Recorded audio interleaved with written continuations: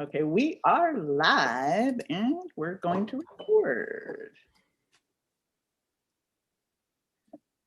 Hi, everyone. This is Dr. Reverend Tami Patzer, and I'm here today with my guest, Karissa Adkins. She is formerly Karissa Williams, and she's recently married, so we have something to celebrate. And I know you're all about celebrations, right?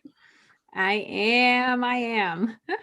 So we are live in the hive. I love this platform because there's a little bit of different energy when you know that you're live. And even though, we are recording, so you may be watching this in a replay, we are live on YouTube right now. So that's exciting. And of course, we're live in the hive. So people in Be Connected can actually come in and watch the show live. So it's really exciting with this format because not only is it like a podcast, but it's also a television show.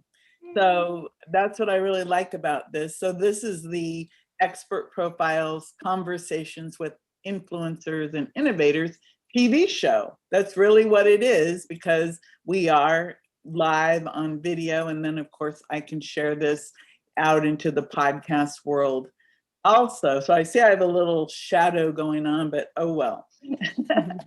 So I want to tell you everyone a little bit about you. So Karissa Adkins is a certified life, health, and fitness coach. And I definitely want to ask you a little bit about your recent adventure where you were up for a big magazine award. And I think you went pretty high up into the finals before I guess somebody beat you out. But I mean, at least the way I look at it is whenever we try to do something, and we can, it's just like the Olympics, you just keep going until you achieve. And I know that your life has been pretty big because not only are you a certified coach, you're also out there speaking, you're in books, you're an international best-selling author. As a matter of fact, you have been in Expert Profiles, and then also another book, Boss Up, which I don't know the full name, but I know it's Boss Up. So anyway, tell me a little bit more about your life adventure. Like, what happened that you can like say, oh my God, my life changed? Oh. Oh goodness. Well, I think we could all like pinpoint a different era and different things that changed each year's go by. But I think the biggest one that had the biggest impact on my life was about 11 years ago, Tammy. I used to weigh 213 pounds. I was very, very depressed. I hated my body. My confidence was gone. It was just not a lot of self love or self worth. I was like, I'm just here being a mom, like showing up for them. And I wasn't showing up for myself. And it's crazy because I wear so many hats, just like probably so many people that are listening today. I've got the mom hat, I've got the military spouse hat, I've got a business babe hat now, and TV producing and all kinds of different hats.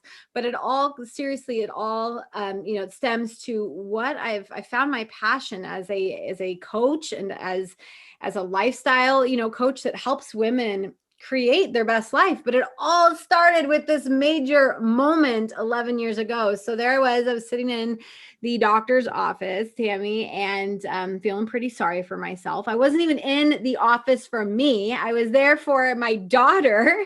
It was like a routine checkup, and the doctor was kind of talking about how my daughter was kind of overweight and maybe we needed to like watch how much I was feeding her. And I took that very defensively. And I was like, what do you mean? And she looked at me square dead in the eye and she said, girl, you're 5 foot tall, you're 213 pounds, you're considered obese yourself. And I was just like, like she used the O word on me. Tammy.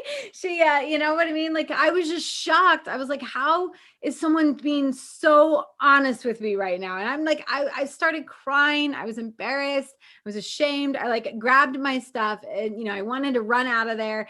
But the last thing that she said to me, she said, if you don't change your lifestyle habits, you might not be around for that daughter of yours or your son or, you know, your family. And that was kind of like those last words that left as I was trying to get out of there because I was just so embarrassed. And so, you know, I drove home. I was mad. I was crying. I had one of those conversations with yourself that you're just like, it's like a two-way street where it's like really it's just you, but it's just like, how dare her? And you know, and all these things. I was just yelling for 20 minutes through the entire conversation home. Got home, smoked 2 packs of cigarettes that day, drank a bottle of wine, cried myself to sleep, hoping that the next day would be different, you know, that I would just wake up and go back to feeling like normal again. I didn't even realize how miserable I was in a sense. But that morning was a little different. Right. So I got up, I walked my son to the bus stop and and I sat on the couch. I got home and this is the big whopper. So that aha moment in the doctor's office really sparked me for this epiphany that I had. So I'm sitting there on the couch and I look over at a picture of my mom. And for the first time in my entire life, I saw myself in her shoes. And not like mom, loving mom, entrepreneur, like not that kind of shoe. But instead, I saw myself as her being 320 pounds, fighting cancer, having diabetes, zero like balance in my life, stressed out all the time. I just kind of imagined myself as her. And I was like, holy cow, if I don't change, like what the doctor said, if I don't change something today, I'm going to be the exact same position as my mom in 10 years. And that is something that I couldn't live with. That moment sparked something so deep inside of me that just allowed me to like use that as motivation. And I turned that pain, that painful moment into power. And slowly over the years, you know, 1 pound at a time, one habit, one day, I slowly took back my life. And I feel like I truly have had a big 360 transformation, meaning I didn't just have the physical transformation. I didn't just lose close to 100 pounds, but I had the mental shifts, the mental transformation, the confidence uplift, the bossing up from like a career focused woman to an entrepreneur. And now I'm helping other women that struggle with that weight loss battle themselves. I'm helping them get through it and learn the same strategies that I had to learn that took me honestly 5 or 6 years to learn the hard way. I'm now teaching them in about 10 weeks. So full 360 transformation right there. I think that that's really something that people need to really get from listening to you. You already have done this. You had the epiphany. It took you years to figure out how to change the mindset, how to actually move your body, how to exercise, how to eat. And now people who are sitting here listening or standing there listening to you, you said the magic words. It's like, it took me years, but now I can help you do this in about 10 weeks. Can you imagine somebody, and I'm one of them, you know, I'm sit in front of my computer all day. I'm under a lot of stress. Sometimes I eat right, sometimes I don't. Sometimes I exercise, sometimes I don't. Um, it's not that I'm not motivated. It's just that sometimes, you know, you don't have that accountability partner to help you. But again, 11 years in the making, and you can actually help someone if they were to say today, oh my God, you know, 5 foot 213, you know, because there are a lot of small women. Yeah. The only reason I can weigh a little bit more is because I'm a little bit taller, you know, so Yeah. that makes a huge difference. But I want people to really stop and have that resonate that your years, you can actually help someone in a little more than 3 months. I Yeah. think that's really important. So tell me a little bit more about what you stand for when it comes to women's health and fitness. Yeah. Well, I think it's about finding what works for you, like it's not, women will come to me and they're like, what do you think about keto? Or what do you think about this? Or should I be doing this? Or I have no idea what to do. Like they get caught up in all the hows and honestly what their friends have been feeding them and what media is so great at feeding us. And they forget, to figure out what works for them and to stick with that. So it's not that I'm, anti-diet or pro a certain diet or anything like that. But honestly, I'm like, well, what have you tried that's worked in the past? I think that's the biggest thing is finding what works for them and balancing it all out. I am a huge believer in like 80-20.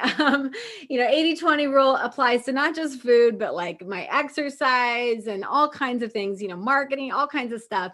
But I love, like finding that balance. Like it's not about hopping on a diet, because diets are based off deprivation. They're not fun. Let's face it. I've never been on a diet that was like, oh, this is so great. I can totally drink this smoothie for the rest of my life and feel satisfied. Like, absolutely not. Same thing with fitness, right? Like it can't all be intense for 10, 12 weeks, because eventually it's not sustainable. Like you're going to want to stop. So you have to build those lifestyle habits, that help shape who you are, I think, and that fit your lifestyle. So find the balance for sure and figure out what works for you, I think would be the biggest thing there. I think you said something, the word lifestyle, because you're absolutely right. Most diets, and there's a new one, if you go to the grocery store, there's always the magazines, and Yeah. what gets me is they used to say like lose 10 pounds. Now they'll say something like lose 70 pounds in a month. And of course women are like, oh, 70 pounds, ah. And so they'll pick up the magazine, they buy the magazine, and it's just just recycled information Yes. all the time under a new name, or some celebrity is pushing that. But when you talk about that lifestyle, a lifestyle means this is how you live your life. Mhm. And it isn't about I'm going to deprive myself.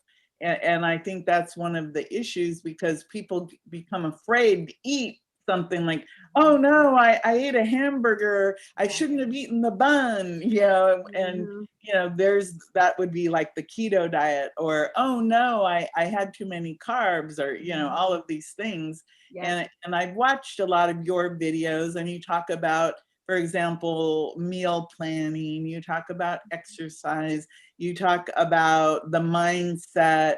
And I watched one, I think it was this morning, where you were talking about cravings, Yeah. and how a craving can actually tell you what is upsetting you. Like if you were talking about being a salty, crunchy person.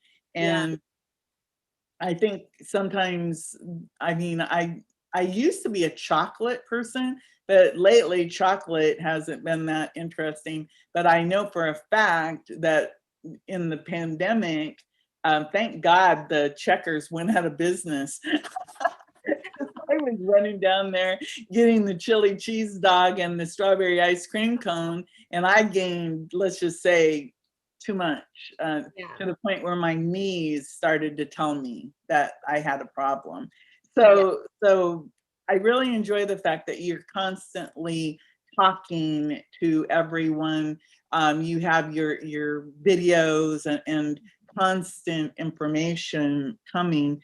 So why do you think that women have such a hard time meeting their goals? Whether and again, you mentioned not only is it weight, but it's business, it's exercise. Why do women have so much trouble with doing this lifestyle change?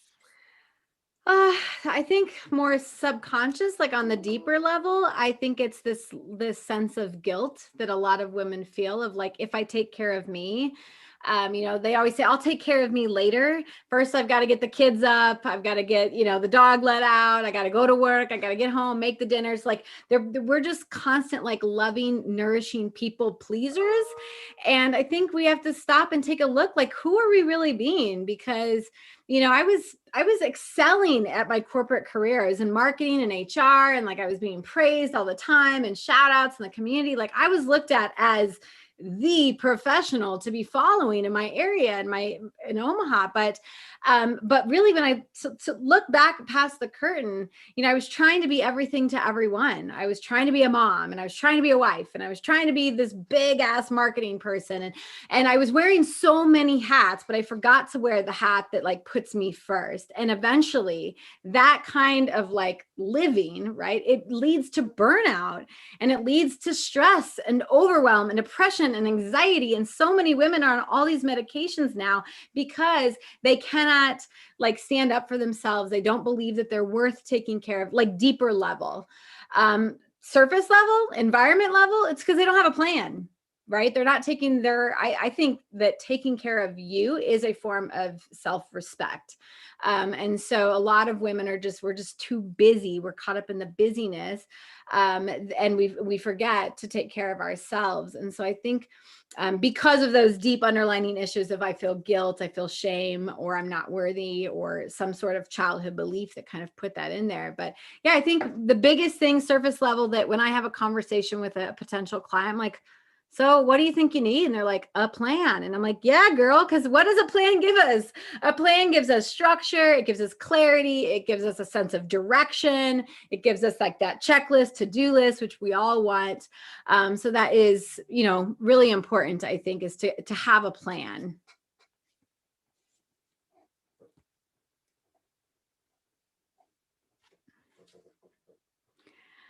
I think we are live. I'm not sure if we lost Tammy. Hopefully her signal brings us back.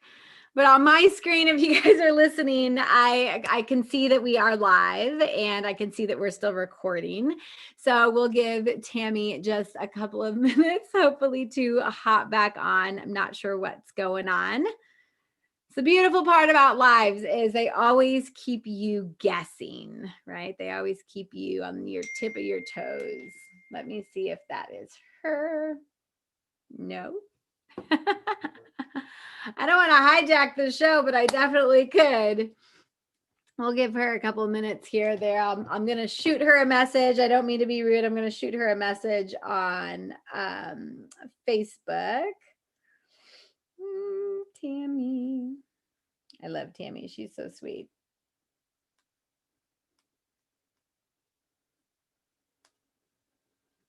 Not sure if I should end and then we can just pick up again or what.